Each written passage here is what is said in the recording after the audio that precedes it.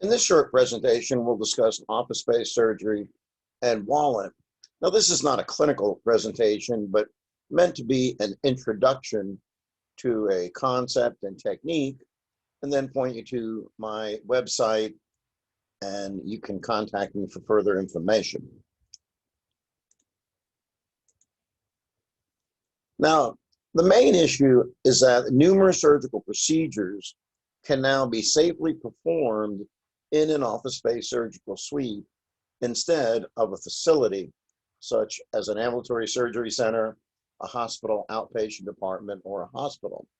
Now, the more common acronym you'll see is simply OBS, which refers to office-based surgery. Now, many of these procedures take only about 10 minutes, and they lend themselves to a technique known as WALANT, which is wide awake, local anesthesia with no tourniquet.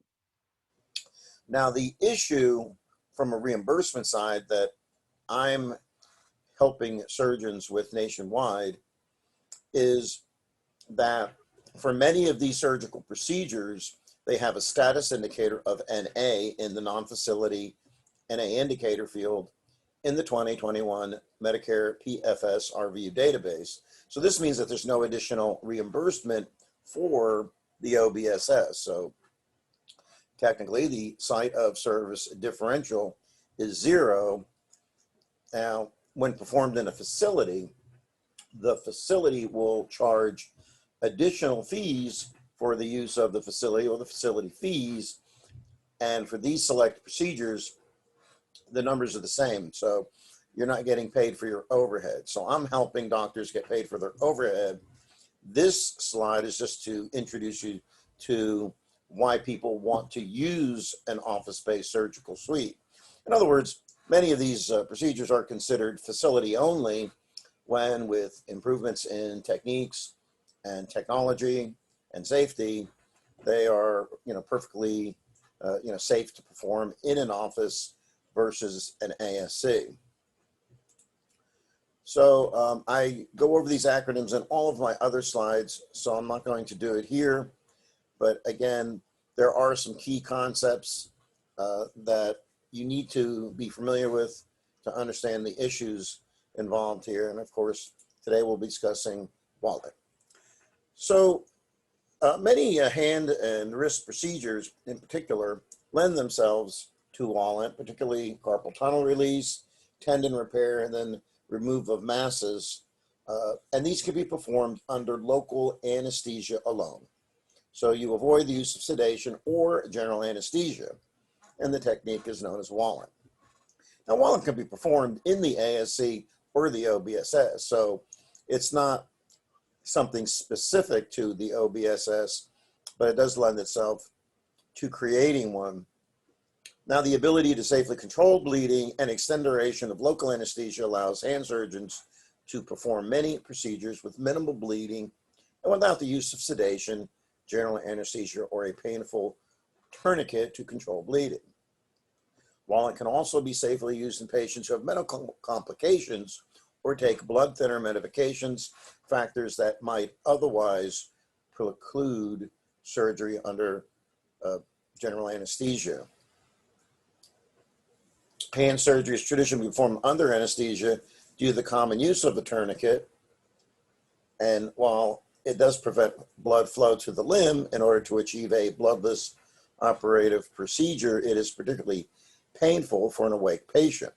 So in this revolutionary procedure, the tourniquet has been replaced by 2 medications in order to avoid anesthesia. These medications are lidocaine to block the pain and epinephrine to stop the bleeding, as well as sodium bicarbonate to buffer the solution to make it nearly painless. Now, again, there are several papers on this. Most of them in the early work was done by Dr. Donald Lalonde, who is based in Canada. And in Canada, this is much more common because they have a national insurance system and they don't have the issues we have in the US with facility versus office and separate payment systems. So the question for you as a clinician would be, do I perform the WALANT in the ASC or the OBSS? And again, establishing the OBSS is mostly a matter of convenience for the surgeon and the patient.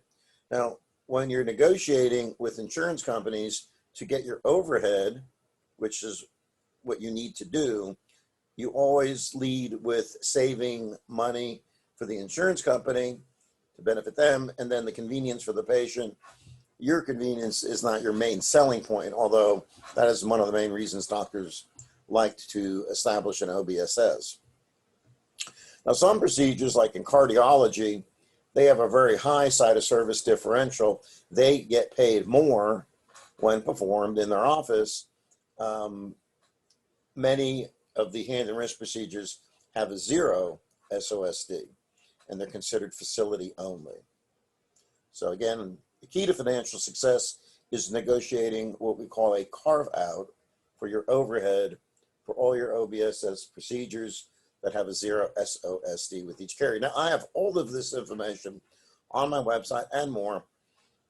And again, you can download all of it for free. There is no charge for any of my services or any of my information. Most of the requirements are predicated on the level of anesthesia used in an ABSS. So again, most, but not all states do not require accreditation if only local anesthesia is used. So this is a main issue when determining how you set up and getting accredited in your state. But you need to check with each attorney as far as that goes. Make sure you review your mix of all your procedures, the ones that would use WALANT, the ones that do not, the ones that have a 0 SOSD, and the ones that do not. And don't underestimate the financial impact of implementing an OBSS in regard to the site of service differential. And more information is available on my website. Here's my hold harmless statement. Again, the coding and reimbursement information is provided for educational purposes only. I am not a clinician. I am a reimbursement consultant. And the author makes no representations and or warranties, express or implied, regarding the accuracy of the information contained in this presentation.